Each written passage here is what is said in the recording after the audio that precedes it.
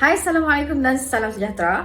Kami daripada Kumpulan 8 akan membentangkan tentang topik kami pada hari ini, iaitu buku teks, pentafsiran dan aplikasi.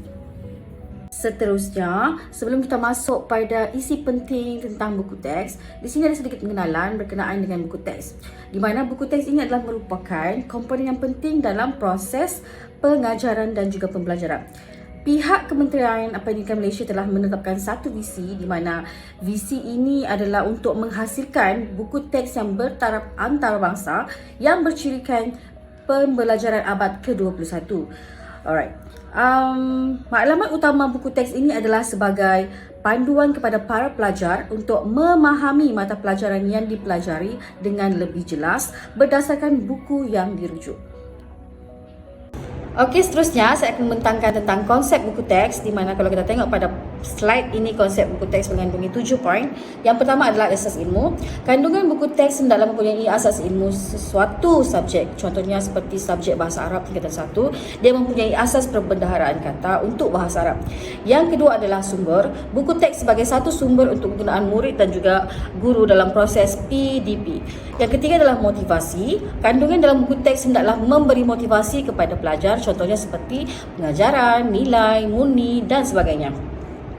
Yang keempat, buku teks hendaklah mempunyai maklumat berkenaan mata pelajaran ataupun dalam sesuatu bidang yang tertentu. Yang kelima adalah wadah. Wadah ni bermaksud rujukan. Jadi buku teks ni adalah rujukan kepada pelajar untuk mendapatkan ilmu dalam proses pembelajaran dan boleh digunakan di mana-mana sahaja.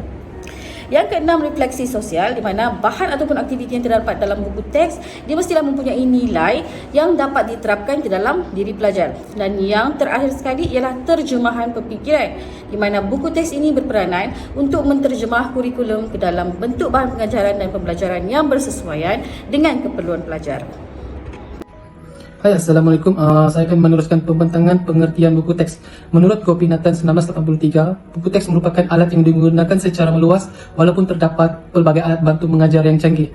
Menurut UNESCO pula, buku teks mengandungi prinsip umum dalam suatu objek yang bertindak sebagai asas panduan dalam kelas atau murid, buku dan guru. Buku teks adalah suatu panduan terhadap guru dan pelajar di dalam kelas. Buku teks mengandungi asas suatu mata pelajaran. Terdapat 3 sumber buku teks. Yang pertama adalah Falsafah Pendidikan Kebangsaan. Ianya bertujuan untuk melahirkan warga negara Malaysia yang berilmu, pengetahuan, berketerampilan, berakhlak mulia, tanggungjawab dan juga keupayaan mencapai kesejahteraan diri serta keharmonian dan kemakmuran keluarga, masyarakat dan juga negara. Yang kedua adalah Kurikulum Kebangsaan. Ianya sumber kegunaan murid dan guru dalam PDP. Sumber ketiga adalah DSKP, Dokumen Standar Kurikulum Pentafsiran. Ianya bertujuan untuk memberikan motivasi kepada murid-murid untuk menimbulkan rasa keseronokan. Assalamualaikum warahmatullahi wabarakatuh. Saya Nursyahira binti Alfani. Seterusnya saya akan membentangkan mengenai prinsip asas reka bentuk buku teks. Terdapat 9 prinsip asas reka bentuk buku teks, iaitu urutan, kesinambungan, integrasi, imbangan, skop, kontra, tekal, perkadaran dan mudah, di mana ianya bersesuaian dengan adanya falsafah, teknologi, psikologi, pedagogi, sosiologi dan penilaian. Prinsip yang pertama adalah urutan, iaitu susunan isi kandungan buku teks yang menekankan ketertiban bermula daripada mudah kepada sukar. Prinsip yang kedua adalah kesinambungan, yang bermaksud pemeringkatan ilmu, kemahiran dan nilai yang perlu dikuasai oleh pelajar sejajar dengan pertumbuhan fizikal dan perkembangan mental seiring dengan peningkatan usia pelajar mengikut keperluan dan piawaian penguasa pendidikan. Yang ketiga adalah Principle of Integration ataupun integrasi, yang menetapkan agar pengalaman pembelajaran dihubung-kaitkan antara satu dengan yang lain supaya pembelajaran lebih bermakna dan menyeluruh. Prinsip yang keempat adalah imbangan, iaitu isi kandungan perlu dipilih, disusun dan disesuaikan mengikut tahap dan keperluan sukatan pelajaran supaya seimbang dari segi berat, tarikan dan tumpuan. Seterusnya, prinsip yang kelima iaitu skop, berkaitan dengan keluasan dan kedalaman kandungan yang dimuatkan dalam sesuatu kurikulum dan pengajaran. Keluasan kedalaman kandungan ini berkaitan dengan tahap pendidikan yang membolehkan setiap pelajar menguasai kandungan mengikut tahap-tahap pendidikan dan kognitif. Prinsip yang seterusnya adalah kontra. Kontra berlaku apabila penggunaan beberapa elemen yang bertentangan dalam buku yang menimbulkan kesan dalam memberikan daya tarikan. Dan prinsip yang seterusnya adalah tekal, iaitu reka bentuk perlu tekal keseluruhan agar membantu pembaca memahami isi kandungan buku. Seterusnya, prinsip yang ke-8 iaitu perkadaran, di mana perihal berkadar atau perimbangan yang mengikut kadar dan konsep nisbah yang serupa dipindahkan pada peringkat umur, Pola yang lain masih tetap berhasil. Dan prinsip yang terakhir iaitu prinsip yang ke-9 adalah mudah. Susunan kandungan mengikut tahap umur dan kesukaran yang bermula daripada mudah kepada sukar. Okey, seterusnya kita beralih kepada kepentingan buku teks. Kepentingan buku teks dapat dibahagikan kepada 7 kepentingan. Yang pertama adalah pemikiran, iaitu proses mental yang mengembangkan individu secara menyeluruh. Yang kedua adalah interaktif. Interaktif adalah penyampaian maklumat yang berterusan antara bahan media pengajaran dan pembelajaran yang menarik minat pembaca iaitu pelajar sendiri. Ketiga adalah bahan. Di mana guru dapat memilih, membina dan menggunakan bahan yang berkesan ke arah memandu pelajar untuk memahami isi kandungan yang ada dalam buku teks, seterusnya mencapai hasil pembelajaran yang ingin dicapai. Seterusnya adalah nilai. Nilai merujuk kepada amalan nilai-nilai murni, sahsia dan juga perlakuan yang akan memberikan teladan kepada si pembaca iaitu para pelajar. Seterusnya adalah pengalaman. Pengalaman terbahagi kepada 2 iaitu menceritakan permasalahan dan juga penyelesaian.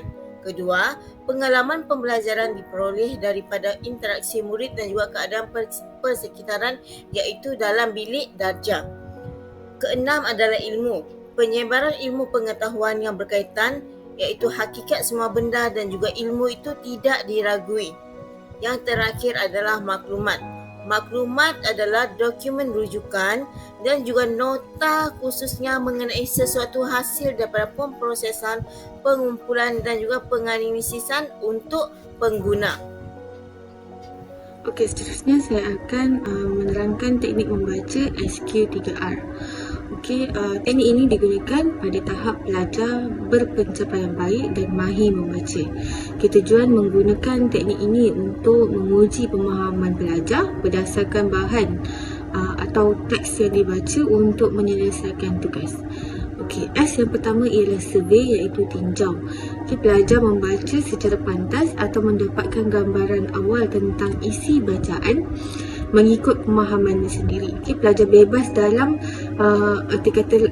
menganggap apa yang dibaca. Pelajar hanya memfokuskan atau menumpukan bahan atau teks kepada tajuk umum besar, subtajuk, gambar, simbol, ilustrasi, grafik ataupun pemenggalan teks. Seterusnya ialah Q. Q ialah question, bermaksud soalan. Pelajar boleh meneraikan beberapa isi soalan yang terkandung dalam teks. Seterusnya soalan berdasarkan apa yang ingin diketahui oleh pelajar tentang topik ataupun isu dalam teks. Seterusnya 3R. R yang pertama ialah read. Pelajar dikehendaki membaca secara serius dan memberi tumpuan kepada teks yang dibaca. Dalam masa yang sama, pelajar cuba mencari jawapan kepada soalan yang disenaraikan tadi. Seterusnya ialah R. Yang kedua ialah recite, iaitu imbas kembali. Setelah pelajar membaca keseluruhan teks, pada peringkat ini pelajar dikehendaki mengingat kembali semua ataupun sebahagian maklumat yang terdapat dalam teks. Pelajar akan menyenaraikan maklumat yang berkaitan dengan soalan ataupun tugasan. Seterusnya, pelajar dapatlah menjawab semua soalan tugasan berdasarkan maklumat dalam teks. R yang ketiga ialah review, iaitu baca semula. Pada peringkat ini, pelajar dikehendaki membaca semula soalan dan jawapan yang dicatat. Peringkat ini adalah untuk pengesahan kepada jawapan yang ada pada peringkat imbas kembali.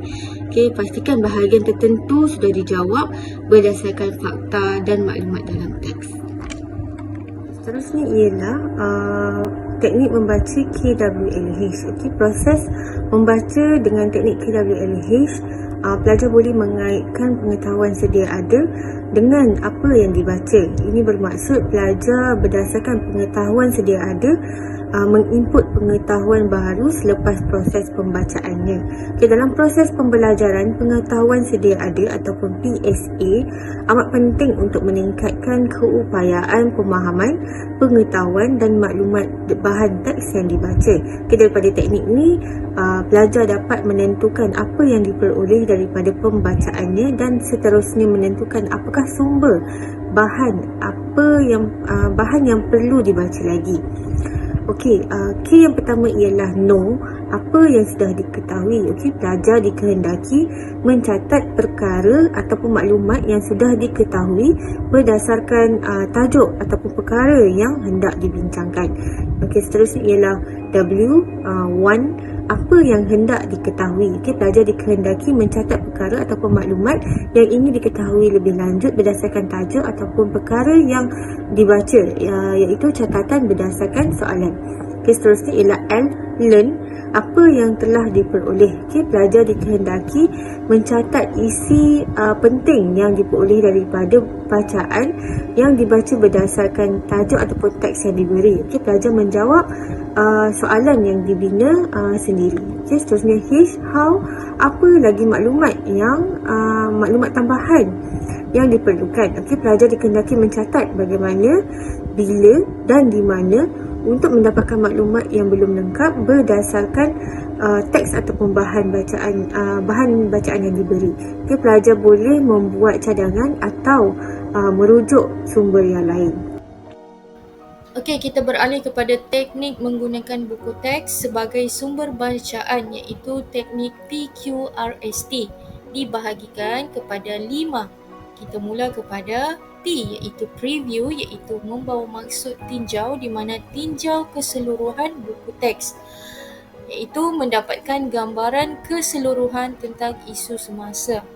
Kemudian question, iaitu soal, membina soalan sendiri berdasarkan tajuk ataupun subtopik.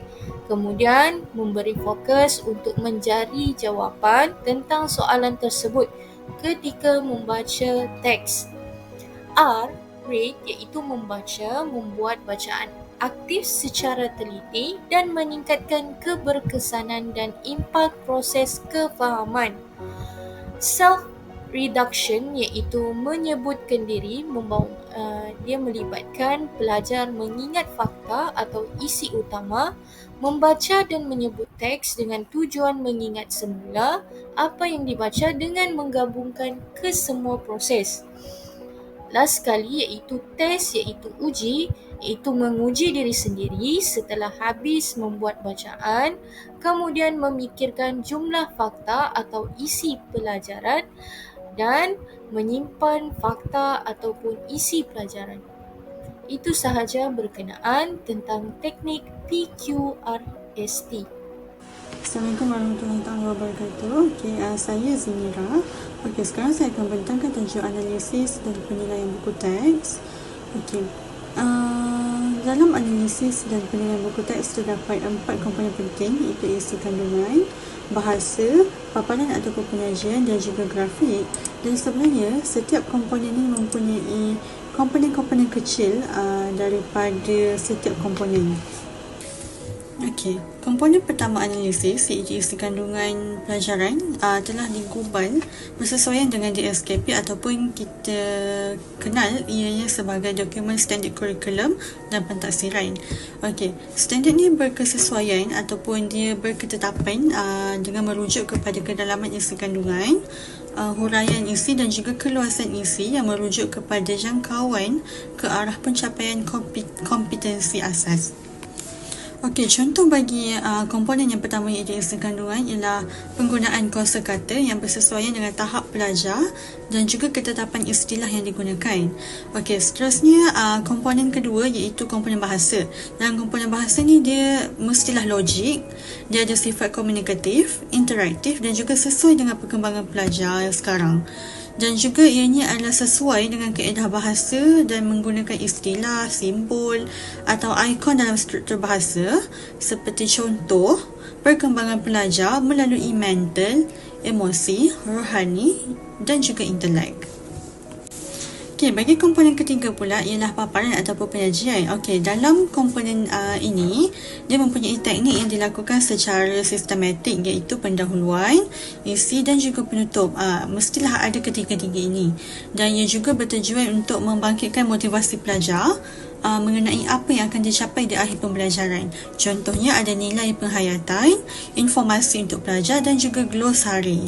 Okey, dan terakhir sekali ialah komponen grafik. Okey, di mana dalam grafik ni ialah grafik yang menarik, mempunyai makna, bervariasi dalam cara penyampaian maklumat, dan ianya mampu untuk meningkatkan minat pelajar terhadap isi kandungan yang disampaikan, seperti contoh ilustrasi dan juga warna. Okay, sebagai rumusan dalam bab ini, buku teks ini merupakan satu sumber rujukan utama kepada guru dan juga murid sewaktu proses pembelajaran. Tidak dapat dinafikan lagi kepentingannya.